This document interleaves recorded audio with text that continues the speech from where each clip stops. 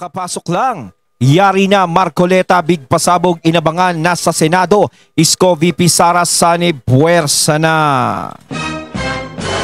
Ayan, syempre itong balitang ating matutunghayan ngayon ay nagmula kay Pinas News Portal. At ito po ang inyong lingkod na si BT na magbibigay ng reaksyon at komento dito sa video na ating matutunghayan ngayon. At huwag na natin pagtagalin at sabay-sabay na natin panoorin ang laman ng video na hatid sa atin ni Pinas News Portal at bibigyan natin ng reaksyon ang balitang ito. Pasok! Alam niyo po ang mangyayari kay Marcoleta, no? Ayun, syempre bago natin simulan ng video ito, nais ko nga pala magbigay ng credits dito sa boses na madidinig natin ngayon at bibigyan ng reaksyon. Walang iba kundi si Sir Badong Arateles. Syempre suportahan natin yan, Badong Arateles. Bisitahin niyo ang kanyang YouTube channel, mga katunay. Pagpatuloy natin. Muling sisikat si Marcoleta Ayun. pagdating ng impeachment. Ako, nakinikinita ko na po yung papel ni Miriam Defensor Santiago na inaaralan. Inaaralan tungkol sa batas. Itong mga prosecutor na bubuuin po ng pinangungunahan po nito ni Beatrix, no? Na ito po ni Jinky, ang dami kasing pangalan ni Luis to. May Gerber, may Beatrix. Mantakin mo, no? Nanalo pa rin sila, no? Yan sila. Luis to. Ang lakas talaga ng ano nila, no? Lakas ng buenas, no? Sa kabila ng mga ginawa nila o mga ginagawa, syempre mga ibang mga kasama nila, ano ni? Ala na, graduate na. Pero kumbaga sila pa rin yung nananatiling still standing, di ba? Kumbaga sa pelikula, kailangan talaga may mabubuong kontrabida. Hindi pwede walang kontrabida na mabubuo sa pelikula. Kasi mawawala ng buhay yun, mawawala ng thrill. No? Kaya kailangan ng ganyan. Kami mong pangalan. Isang sayaw naman dyan. So, hindi lang po nailigtas ng eleksyon na to, no? Si VP Sara mula po sa impeachment. Ha? Mukhang pati yung presidency ng Senado makukuha ng mga pro Duterte forces. Kaya sabi ko nga, pucha, oo nga, no? Bakit hindi ko naisip yun? Opo, kasi nakita na natin yan eh. Nakita na natin si Marcoleta. Diyan ko unang hinangaan yan eh. Diyan ko unang hinangaan si Marcoleta doon sa may ABS-CBN. Grabe po magpaliwanag ng mga batas yan. Talagang hindi nyo ano pa siya ngayon? Kapit-kapitagan, magiging hurado pa. Oh. Kaya po, magiging hurado si Marcoleta, alam Miriam Santiago, hindi man siya maging Senate President. Matindi po ang magiging boses niya. Ito kahit pa paano nakikita ko rito sa impeachment trial ni VP Sara, nakikita ko kahit pa paano magkakaroon ng transparency dito. Kasi balanse ang lagay balanse. Pagpalagay na natin sinasabi nila na mas lamang yung mga kaalyado o kaibigan ng mga Duterte ang nakaupo sa Senado. Pero hindi lang yun ang titignan natin, no? Magiging balanse talaga ito. 'Di ba? Hindi katulad doon sa iba na na umiimbestiga sa kanya at gusto siyang ma-impeach. Talagang walang kalaban-laban si VP Sara dahil alam naman natin na hindi nagiging transparent, no? At sila ang mga talagang nagkakampihan. Kung meron mang gustong kumampi kay VP Sara sa nung mga panahon na 'yon, syempre hindi naman sila pwedeng magsalita dahil kung sila ay magsasalita, sila ay mapagtutulungan din. Ngayon dito sa Senado, no, talagang nandito talaga, no, dito talaga maaasahan ni VP Sara yung mga kasama niya talaga. 'Di ba? Lalong-lalo na si Senator Marcoleta. Alam naman natin si Senator Marcoleta, kahit nung sa Kongreso pa lang is pinaglalaban niya na talaga si VP Sara. 'Di ba? Pinaglalaban niya na. Kumbaga dapat nga nire-respeto yan dahil Vice President yan eh. Pero wala silang ibinibigay na respeto sa Vice President. 'Di ba? Kahit kay Tatay Digong, dating presidente, dapat nire-respeto din nila. Kaso hindi rin nila binibigyan ng respeto. 'Di ba? So talagang pinaglaban siya ni Senator Marcoleta noon. Kaya imposibleng hindi rin gawin ni Senator Marcoleta yan sa Senado. 'Di ba? Kung sakasakaling dumating na yung impeachment trial ni VP Sara. Pwede niyang pagalitan yung mga congressman na magpe-persecute. Alam niyo po ba yung mga sinasabi ni Miriam noon? Wala naman kayong mga ebidensya. Nangunguha lang kayo ng ebidensya dito. Yung panahon ni Corona, natatandaan niyo? Parang ang mangyayari, sinasabi ni Sir Badong dito, is parang muling mabubuhay ang Mala Miriam Defensor na tirada. Alam naman natin si Ma'am Miriam, si Senator Miriam talaga is talagang napakatapang, napakatalino talaga, napakaprangkang tao ni Ma'am Miriam, ni Miriam Defensor, no? Si Grace po, wala na. Tapos na po yung panunungkulan niya. Si Lito Lapid yan, syempre, kakampi nila. Alam nyo, totoo to ha. I-review lang natin ng konti. Baka sabihin nyo naman, binabola ko kayo na si BBM lang po ang tanging. Ang ibig ko po sabihin natalo sa midterm, yung mas marami po yung hindi kaalyado. O, kasi po ngayon, ang kaalyado po ni BBM ay 5. Ang hindi po kaalyado ni BBM ay 7. So, talo po si BBM. Siya po ang pinakamasipag sa lahat po na naging pangulo na kilala ko. Pinakamasipag mangampanya si BBM. Ngayon, di pa po natin alam, marami rin pong PDP laban candidates sa Kongreso ang pumasok. Kumbaga kasi yung pangarap nilang 12-0 noon, di ba sinabi nga ni PBBM no sa kampanya nila, 12-0 na. Kaya nagkaroon ng masamang kahulugan yun eh. Di ba? Sa iba na sinasabi, naku, baka magkaroon ng kasi parang sigurado na siya na 12-0. O ngayon, hindi nga nangyari yung 12-0. Kaya medyo nabura na yung ganung kaisipan sa ibang mga kababayan natin. No? Pero lumabas na parang balanse yung nangyari. 5 sa PDP, 5 sa Alyansa, tapos 2 panabla galing sa Dilawan. No? Pero syempre ito pa si Senator Bam na sinasabi natin, medyo hindi pa natin alam kung ano talaga yung magiging desisyon niya. 'Di ba? Pero dito sinasabi naman ni Senator Bam doon sa interview niya na talagang magre-rely siya doon sa mga ebidensyang ilalabas. 'Di ba? Gaya nun 'di ba si Grace po noon, si Senator Grace po nagkaroon din ng kaso na ganun-ganun na parang sa ano ba 'yon? Yung basta nga mga katunay, nakalimutan ko na 'yon eh.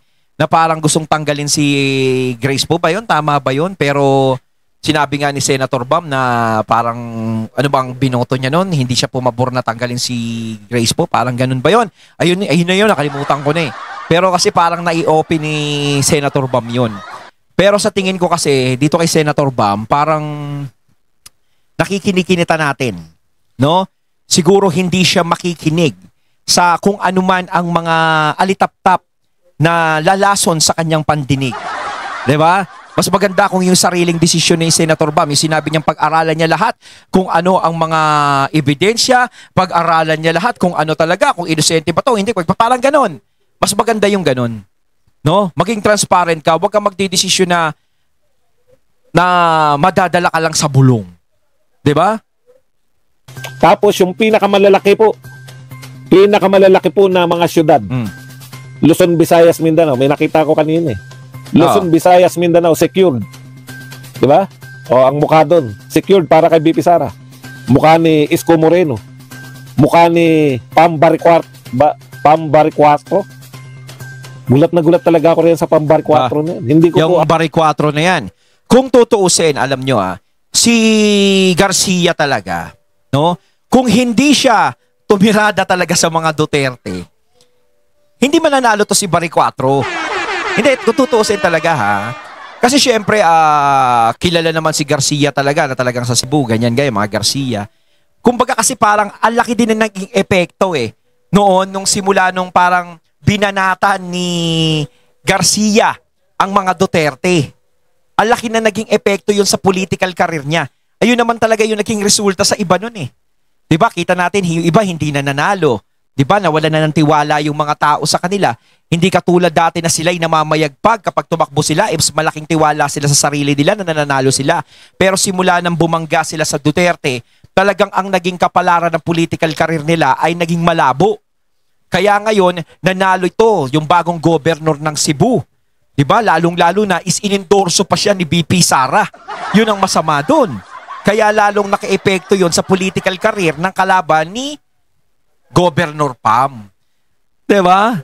Kaya siya ngayon ang bagong governor. Talagang dito natin nararamdaman na malakas pa rin talaga yung Duterte power.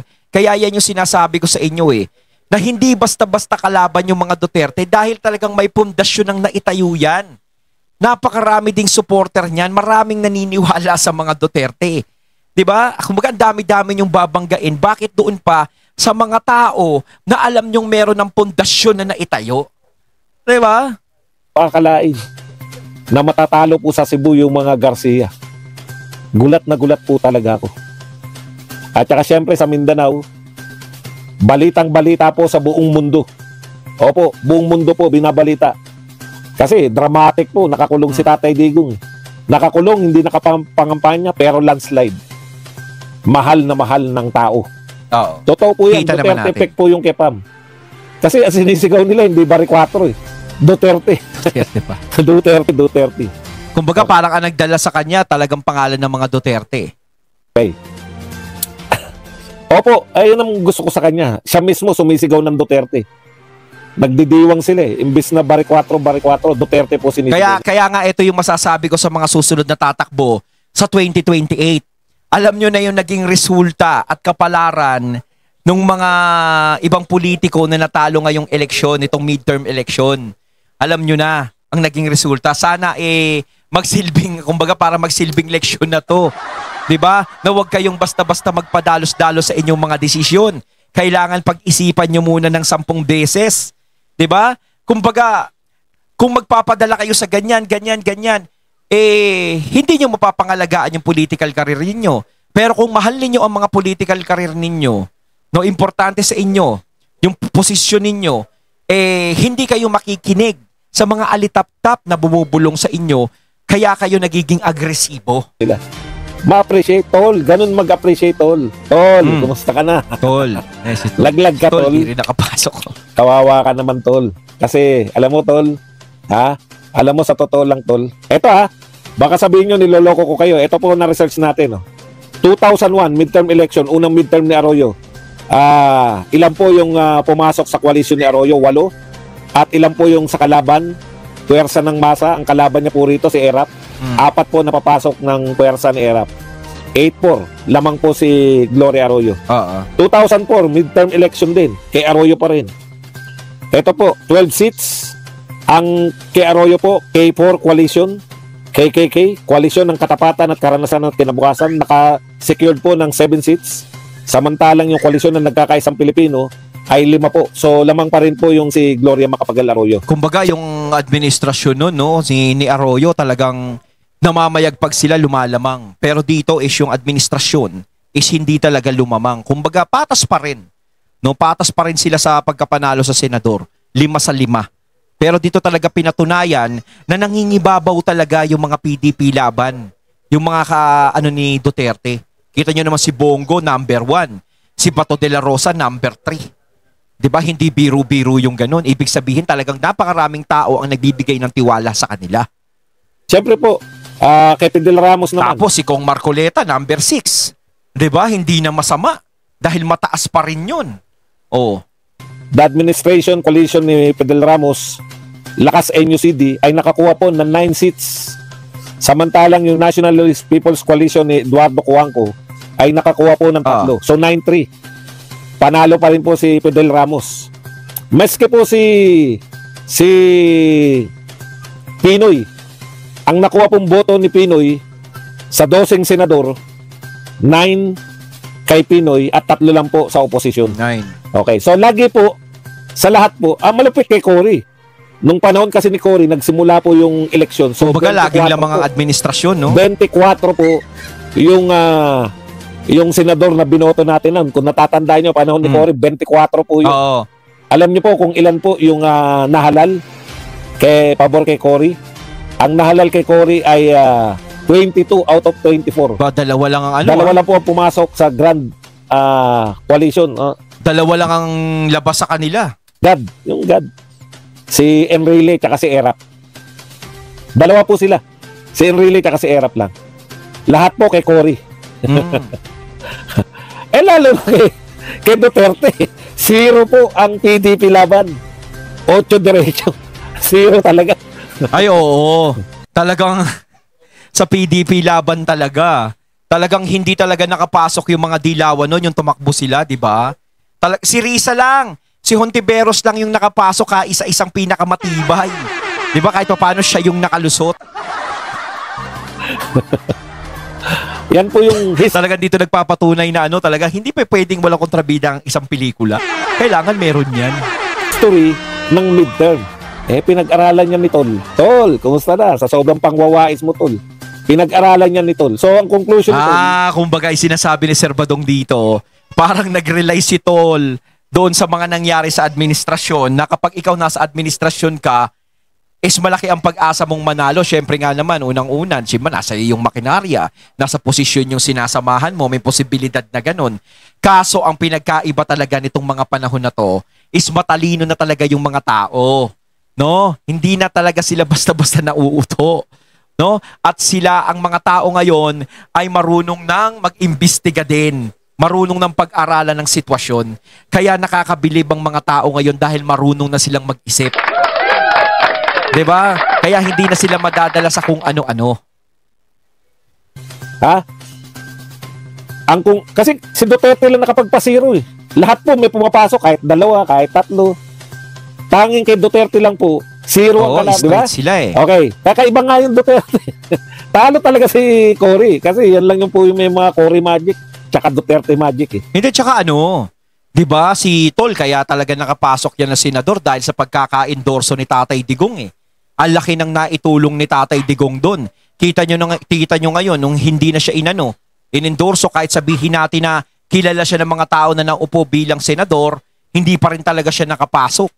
Pero siguro kung hindi siya umalis sa poder ni PRRD, at kumandidato siya uli, nagre-elect siya uli, malamang may pag-asa siyang manalo kung tutuusin.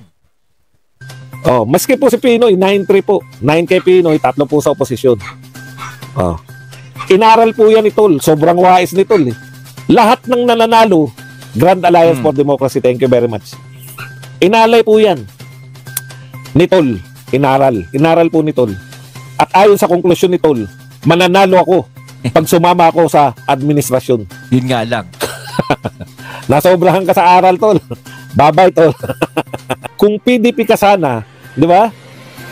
Baka top 5 ka pa. Eh, yung sinasabi ko, kung hindi pa rin umalis sa poder ng mga Duterte si Tolentino, malamang ko mananalo uli yan. No, malakas ang pakiramdam ko. Kaso nga lang ngayon, di ba? Hindi talaga biro-biro yung pagkatalo niya kasi malayo-layo din siya. Hindi siya pumasok sa top 15. Di ba? Malayo ang ano niya, malayo ang agwat niya. Oh, ang laki ng ibinaba niya. Kasi top 3, top 1 si Bongo, tapos si Bato, top 3. Baka top 5 ka. Isa pang aral ni Tol. Nakita ko na naman, may mensahe pala si Tol. Pag kayo ay pro-China, huwag nyo ko iboto. Isa pa yung inaral ni Tol. Yung mga survey. Magaling eh.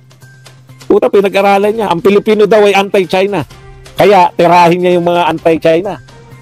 Yun, napatunayan niya ngayon. Siguro, langya, natalo ko. Lahat pala to, karamihan anti-China. Ay hindi, pro-China. Basta yun na yun. Hindi naman natin pag-uusapan yung mga pro-China, anti-China na yan. Kung tutuusin yung West Philippine Sea na yan, talagang may karapatan tayo dyan dahil pagmamay-ari natin yan. No? Kung gusto natin talagang ipaglaban yan, ipaglaban talaga natin. Kahit naman ako naiinis ako sa mga ginagawa ng China dahil dyan sa West Philippine Sea. Dahil kahit ako, alam ko naman, may karapatan tayo dyan. Pag-aari natin yan. Hindi nila dapat sakupin yan. Alam naman natin yung ugali ng China, ganyan. Pero syempre, kung ikaw magre-rely ka sa mga tao na gano'n, sasabihin mo na parang kung kayo, mga ganito sa China, parang kung hindi nyo huwag nyo ko iboto. O parang gano'n, parang syempre, parang naghahamon pa, di ba? Huwag naman sanang gano'n. Di ba? Labas dito yung mga usaping China, Philippines, China. Labas ang usaping politika labas ang West Philippines sa usaping politika. Kumbaga, naging epekto lang talaga nito, kaya talaga kayo nagkaganyan. Kaya medyo naging delikado ang inyong mga posisyon dahil sa nangyaring resulta na ito. Dahil, di ba, yung pagkakaalis mo sa poder ng mga Duterte. At isa pa, ang malaking epekto talaga na tumama sa inyo is yung pagkakadala kay Tatay Digong sa ICC. Yun talaga yung malaking impact na nangyari. Gusto nyo ba si Tol? Panay anti-China? Naniniwala ka kasi, Tol. Naniniwala ka kasi sa survey. Ngayon, kayo naman mga survey. Akala nyo hindi ko kayo sisitahin, ha? Ha? Ipapact check ko kayo ngayon. Lahat ng survey, as in lahat. Kasama na yung SWS, kasama na yung Pulse Asia, at saka yung mga bagito. Ibaon na natin sa limot itong mga to. Octa Arts Dancers, No Limit Angere. Ano pa isa? WR numero. Ano kayo ngayon? Kitang-kita ngayon. Ha? Kitang-kita ng mamamayan Pilipino kung ano ang trabaho nyo. Ang trabaho nyo, ikondisyon ng utak ng mga tao. Kaya ako hindi ako naniniwala sa mga surveys na yan. Kapag malapit na ang politika, hindi ko tinitignan yan. Parang, panoorin ko lang. Pero hindi ako naniniwala sa loob niyan. 'Di ba? Mas naniniwala ako sa tunay na politika dahil hindi 100% lahat ay nandiyadyaan. Lumalabas ang lahat ng mga botante kapag eleksyon na talaga. 'Di ba? Doon ako naniniwala. Oh, kita nyo naman, 'di ba? Yan sila Tolentino, pasok yan doon sa survey, pero kita nyo naman ang nangyari. Nag-iiba yung senaryo. Umubra ba kayo? Hindi. Kasi may nakalimutan kayo. Ha? May nakalimutan kayo. Alam nyo kung ano nakalimutan nyo? Nakalimutan ninyo yung ginawa kay Duterte, hindi nyo, inignore nyo eh. Yun yung sinasabi. Ngayon lang po, may nagrally na organic. Ang tagal ko na po nakasubaybay sa rally. Ang mga rally po, kahit na yung rally ng mga Duterte, kahit yung rally ng... At saka yung, ano yan, yung mga yung nangyaring eleksyon na yan, syempre, kumbaga, meron pang impact sa mga tao yun eh. Kumbaga, sariwa pa sa mga dibdib sa puso't isip nila yun. 'Di ba? Sariwa pa yung nangyari kay Tatay Digong. Tapos biglang mag-e-election pa. O, 'di ba?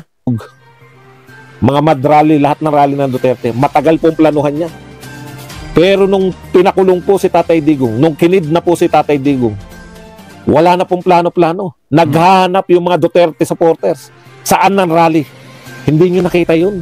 Kayong mga survey company. Ayun, at ating natunghayan ng video na nagmula kay Pinas News Portal at syempre natunghayan natin ang boses na yun na binigyan natin ng reaksyon. Walang iba kundi si Sir Badong Aratiles. Kayo mga katunay, anong masasabi nyo tungkol dito? Comment lang po kayo sa comment box. So once again, I'm BT and I'm out. Peace.